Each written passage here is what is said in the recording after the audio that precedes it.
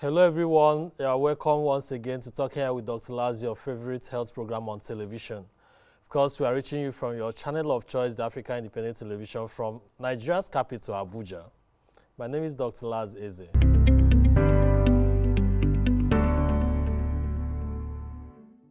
Over the past 4 weeks, we've been having conversation around improving access to healthcare, especially given the impact of COVID-19 on access to quality healthcare, not only in Africa, but everywhere around the world.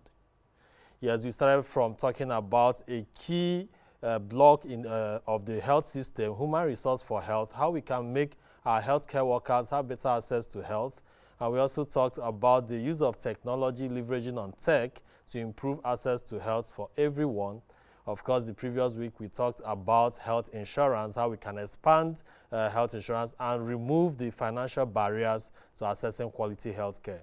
So today, another key block of the healthcare system, talks about manufacturing drugs, medical commodities, as well as the logistics, their movement from one part to another, of course, from the point of manufacturing to the point where they are used. And I'm going to be having a couple of experts here because when we talk about health, it's not all about diseases, making diagnoses and treating people. It's also about the drugs, the medications, how they are manufactured, how the environment is conducive, how they can be available whenever we need it. According to a report by United Nations Industrial Development Organization, UNIDO, in 2011, it estimated that over 70% of drugs, essential drugs used in Nigeria, are brought in from outside the country. And of course, that number perhaps could still be the same or probably may have gotten worse, given that many of our local pharmaceutical companies have really struggled in the past few years because of many factors that we are going to learn in the course of this conversation. And also, a key barrier is the financing. How can our local pharma companies and manufacturers of non-pharmaceutical products increase their financial base and also access low-interest loans and have government provide enabling environment that will make them to thrive? So these are the issues we are going to be looking today. Of course, I must note that government had made some policies. NAFDAC in 2019 made a 5+5 policy, which says that any drug that you bring, you give it 5 years to introduce those medications and another 5 years of renewal, so that within 10 years, you can begin to produce it within Nigeria. Are we making progress on that policy? Where are we on that? So these are some of the issues we'll be looking at after the break. I have my guests who are already seated. I'm going to be introducing them. Both of them are in the studio after this break. But please don't forget to subscribe to our YouTube channel at Talking Niger TV to watch the previous episodes, about 23 or 24 of them so far, and also watch the future ones. And also connect with us on our social media handles. And feel free to send comments, questions, and anything you have to say during the program and even after. We'll be right back after the break. Do stay with us.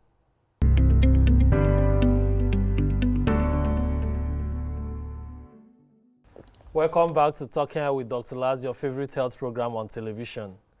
Yes, like I told you before the break, we're going to be having a very interesting conversation today, and my two guests are already seated. I have a pharmacist who is also a market access expert and the Executive Secretary of Pharmaceutical Manufacturers Group of the Manufacturers Association of Nigeria, PMG-MAN.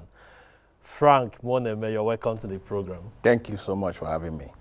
Yes, also with us is an investment banker and a Senior Vice President at Cowry Assets Management Limited. You're welcome, Okwudili Egwu. It's my pleasure to be here. Yes, COVID-19 opened a new vista on everything, and local manufacturing became a topical issue sometime last year, but it appeared to have died down to some extent. The supply chain area of the health sector was badly hit, and everybody started looking inwards. So let me start with you, Mr. Frank or Mr. Muoneme. How has COVID-19 pandemic impacted on the local manufacturing or pharmaceutical manufacturing industry in Nigeria? Thank you, Dr. Laz. I would say COVID-19 was more like it helps to awaken our spirit as a nation, as an industry, for us to be able to look inwards. You recall in the wake of the COVID-19, borders were shut, and a lot of emphasis was on the local farmer. What can we do to sustain the essential medicines production? And I recall the government invited the industry, a roundtable discussion to ensure that it's sustainable production of these commodities. One of the takeaways of the COVID-19 is that the government started paying attention to the industry. I recall very well before then in 2019, we've been reaching out to government to pay attention to the industry. We say you need to prioritize the local pharmaceutical manufacturing sector. I recall in one of the presentations at the 62nd Health Council meeting, where I made the emphasis that there is need to pay attention to local farmer. The reason is simple, because in the time of crisis, in the time of challenges, in time of war, as if I was a prophet, that we will be in serious crisis because we cannot sustain production of medicines that are essentials for our people.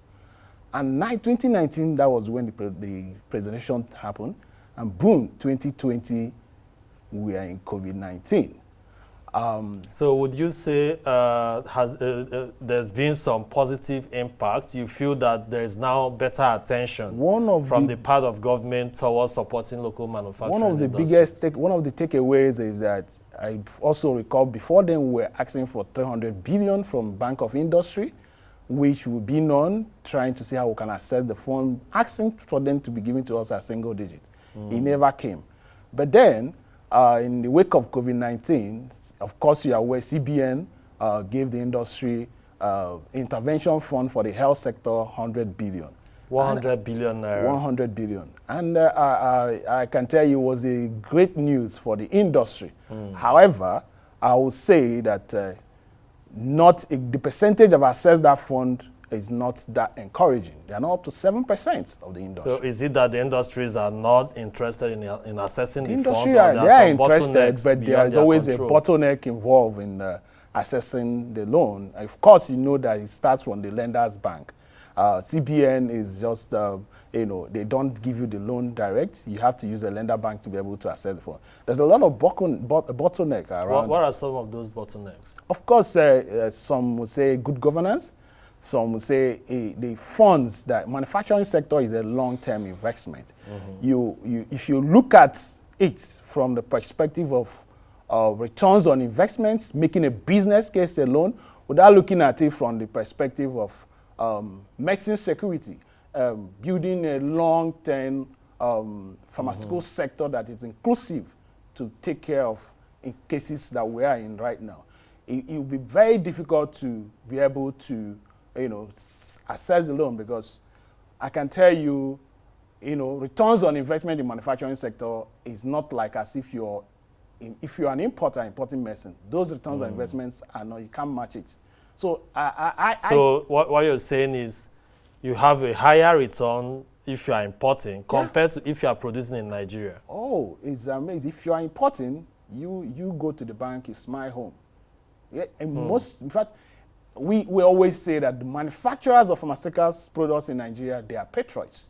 There's no reason why you should be manufacturing, because you make more money from importation than if you are producing here. And as a matter of fact, those that went into manufacturing started first from importing. And they look at it from a sustainable perspective. Okay, let's give back to the country.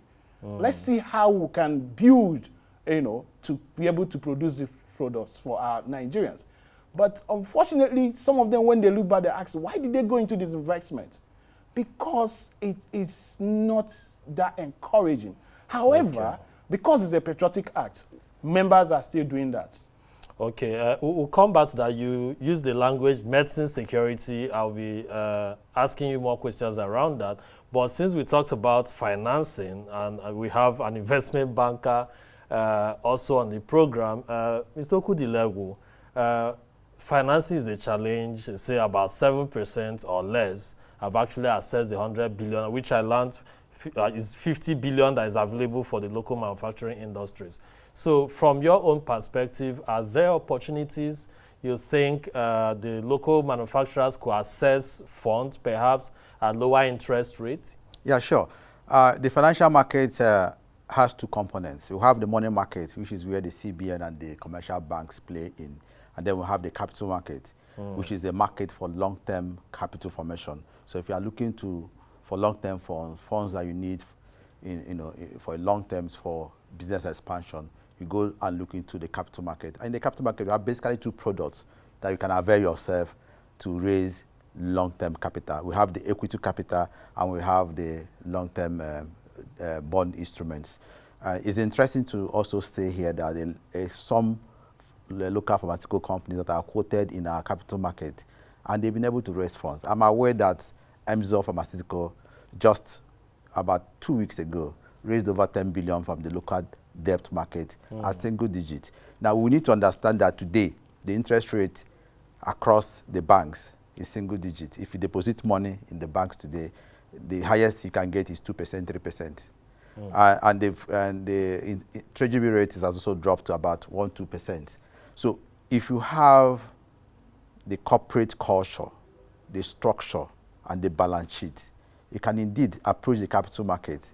Investors will rather move from 2% that they are getting from their bank deposit to your bond that you can offer them between 8 and 9%, which is what the average interest rate for 5-year bond instrument is. So you can actually see opportunity to raise capital. I don't think financing is a challenge if the financial models presented by these foreign companies is attractive and comforting. And you need to come and show your forecast, show your cash flow expectations. Once those cash flow expectations and forecasts are indeed appealing, investors will overwhelm you with funding. We have capacity for funding any critical infrastructure or critical sector in this economy. Recall that our pension industry has over 9 trillion naira in pension assets under management. And 70% of that is invested in federal government bonds. Federal government bonds today is returning less than 8-9%. So if the PFAs see your industry, by PFAs you mean the pension fund administrators. If your PFA sees your industry or see the former industry or see the bonds you are raising, I think they will be pathetic enough to also invest. But you need to present a bankable, comforting proposal. A bankable, comforting, and you use the language appealing. I doubt if it could be very appealing with what Mr. Muoneme said around importation in the sector, getting more rewards on investment than local manufacturing, perhaps due to a number of factors beyond the control. And I want you to speak more to that, because I believe it leads to medicine security. Can you explain what that language means to our viewers? Because the essence of this is to link it to how it relates to the care, the availability of medicines in our hospitals, in our various healthcare delivery centers. Because one of the challenges we have in the sector is sometimes there are some drugs that go out of stock in the entire country. And people will have to be calling their friends outside the country to send money to get them certain drugs. And if they are being manufactured here in the country, we will not be getting into those kind of situations. Beyond the economics and everything we are saying, is when we manufacture more in Nigeria, we always have it available, especially if we get to a situation where countries lock down and are not able to export. So medicine security, what does that mean? Okay. Thank you, Dr. Laz. Medicine security, one of the core goals of Pharmaceutical Manufacturers Group of Manufacturers Association of Nigeria is to achieve medicine security for Nigeria within the context that Nigerian policy offers. Now, we developed the concept of medicine security. Medicine security argues that except the people or a nation or a country exacts sufficient input on how the medicines they consume are produced, except the people or the nation or the country exacts this input even in research and development, end-to-end distribution of these medicines to the last mile. By the last mile, you mean to the primary healthcare facilities? Yes, except there is input to make it an inclusive kind of concept, except there is that input, access to safe, access to affordable, access to quality medicine will continue to be a mirage. Even attaining sustainable development goals, even health equity, universal health care coverage, there will be a mirage. Will be a mirage and will be challenging. Yes. Yes, we'll take it up from there after the break. Yes, I'll be speaking with our experts, and please keep watching. We'll take another break, and we are going to be right back and conclude this conversation. Do stay with us.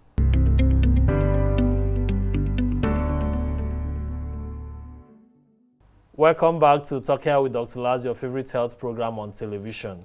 Yes, I stopped Mr. Muoneme when he was talking about medicine security. So from what you're saying, in essence, is we need inputs like Nigeria, for instance, or any country in Africa, anywhere around the world, that their medicines, and by medicine you mean drugs? Yes. What other things are the components, only drugs? I say medicines, the components that makes medicines are from active pharmaceutical ingredients. Okay, by the active process, pharmaceutical ingredients are more like the raw materials they used to produce the drugs. To the process, till the end product, finished product. Okay. And then till the distribution, even the distribution aspect of it, until we are on the driver's seat, until we take ownership, until we are in control. If you are not, then in moments that we'll find ourselves, like in crisis, pandemic, you cannot guarantee anything.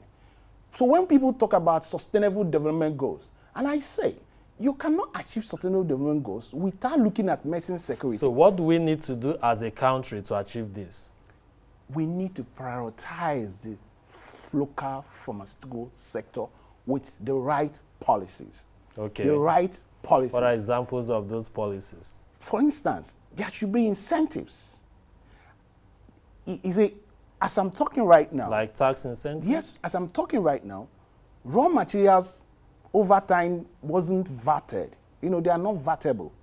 Now. By not being VATable means they don't pay the value added tax. Yeah, they don't pay value added tax. Are they paying it now? Now, 2020, there was a VAT modification. There was a, either Finance Bill Act. And then there was a VAT modification order. Now, 25th of June last year, there was a publication from FIRS that going forward, that pharma raw materials are not exempted from being VATable. Now, what that means is from that publication, the attention was paid that members started paying for raw materials.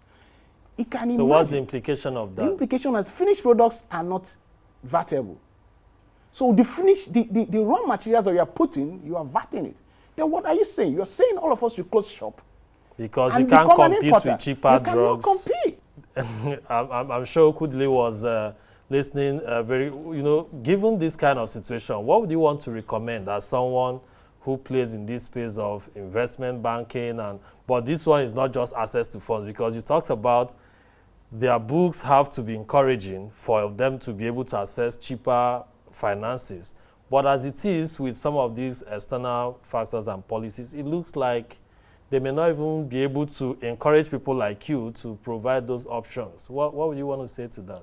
The policymakers need to do so much to improve our competitiveness, to improve our attractiveness to investors, private capital.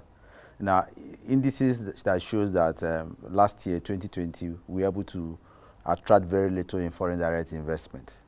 That's an indication that people are losing faith in the polity. So all policy measures that can engender confidence should be encouraged. So we should address the infrastructural challenges, the policy inconsistencies in the polity that would in one way that are somehow increasing the cost of doing business, cost of production. Because if your cost is high, you lose competitiveness.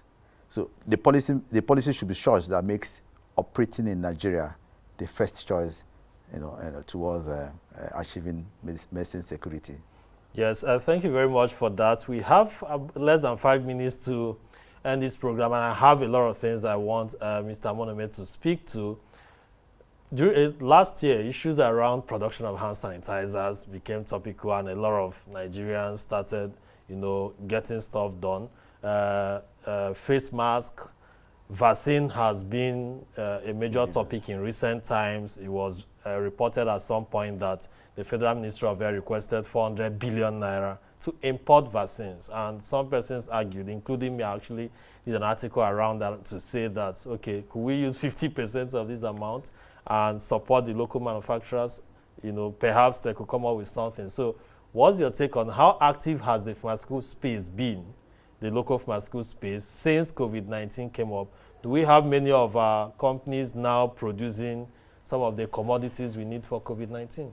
I can tell you, Laz, in the wake of COVID-19, members sat down. It was a deliberate act. And I'm using... And by members, you mean pharmaceutical manufacturers group. We said our role is how do we play a huge part to ensure that those essential commodities that is needed, we manufacture it. Members repurpose their facilities to manufacture hand sanitizer. How many companies are in this group?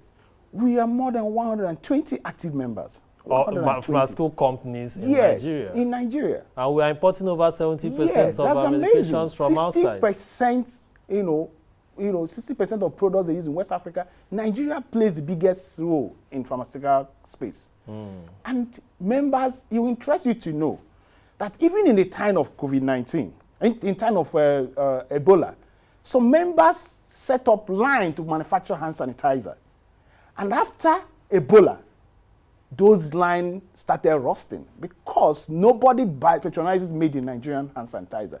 And I can tell you that you go to so many... Is government not procuring from the local companies? They have not done what they've done. In fact, there is even a policy, a strategic policy that says that government should buy from local farmers. Yes, there's National Drug Policy says that 70%, even Executive Order 003, says the same, focus on local content. But I can tell you, in fact, in the heat of the lockdown, I also know that government also gave a waiver for importation of hand sanitizer. Yes, hand sanitizer that created a lot of jobs for Nigerians. If you go to so many, in fact, those that are not well established started, there were a lot of cottage, sectors manufacturing hand sanitizer.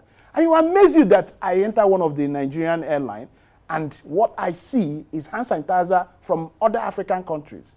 You see, I heard they were importing from Côte d'Ivoire at some point. You can imagine if we cannot buy, not just government, we need to show commitment and start off. Hand sanitizer is not a rocket science. Could it be that the companies are not marketing it well enough? Maybe. No, I don't think especially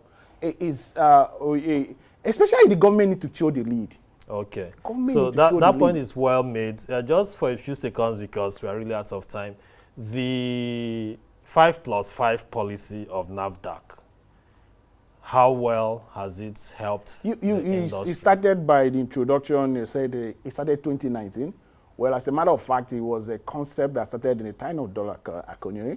But then Professor Adeyinyi now took it upon herself to give life to it. And the policy have been read out to people that if you have a product in the next 5 years, you've not shown a blueprint, or you're not looking to even do contract manufacturing with a local pharma manufacturing company, then you will be delisted from marketing. So does that give you hope? A lot of companies, in the last year, I know some companies have already signed contract to manufacture some products with local pharma manufacturing company. I know May & Baker signed with Sanofi. I also know GSK signed with Facing Healthcare. A lot of people also put a call to me and say, please, is here local pharma that we can guarantee that they. So in other words, progress is being made in that it's regard. a progress. We are making progress. Okay, you know. Thank you so very much. I think I need to get your last words, Okwudili. And in your own last word, you tell me what the growth of the local pharma companies have been in the last decade. There was a report by PMG-MAN in around 2010 that it was 10 to 15% growth between 2005 and 2010. So I would like to know what has been in the last 10 years. So your last words, Mr. Egwu. Yeah, the healthcare sector is a promising investment sector for long-term investments. It looks very promising and very profitable. I've seen a lot of private equity firms that are chasing for opportunities in the healthcare sector. We are beginning to see that already in medical facilities development, where private sector organizations are mobilizing funds to provide top-notch medical facilities better than what the governments have done. That's the beauty of the private sector. My advice to the pharmaceutical group is to look inwards and see how they can better structure to assess the market, to assess the capital market, assess private sector funds, to assess pension funds, to see how they can develop their industry. When you mention pension funds, many Nigerians get scared, but that's a conversation for another day. You know, thank you so much for that, Mr. Frank Muoneme, who is the Executive Secretary of Pharmaceutical Manufacturers Group of Manufacturers Association of Nigeria, PMG-MAN, such a long one. He's a pharmacist, and also Mr. Okwudili Egwu, an investment banker and Senior Vice President of Cowry Assets. And to you who have been with us till this stage, thank you very much for watching. I believe, or we believe and hope that you know, the government of Nigeria will give all the necessary support that our local industries, not just in the pharma sector, but every other aspect of healthcare, you know, is giving the support for us to produce what we use. Over 200 million Nigerians. Imagine how much money we can save for our country if we are producing at least over 98% of what we use. Bangladesh made the policy in 1982, and report says now they produce 98% of what they use, and they export to 151 countries around the world. Nigeria can do it if Bangladesh, who is a similar population with us, could do it many years ago. So thanks for being with us on the program. We'll still be with you again, the same station, same time next week. My name is still Dr. Laz. Bye for now.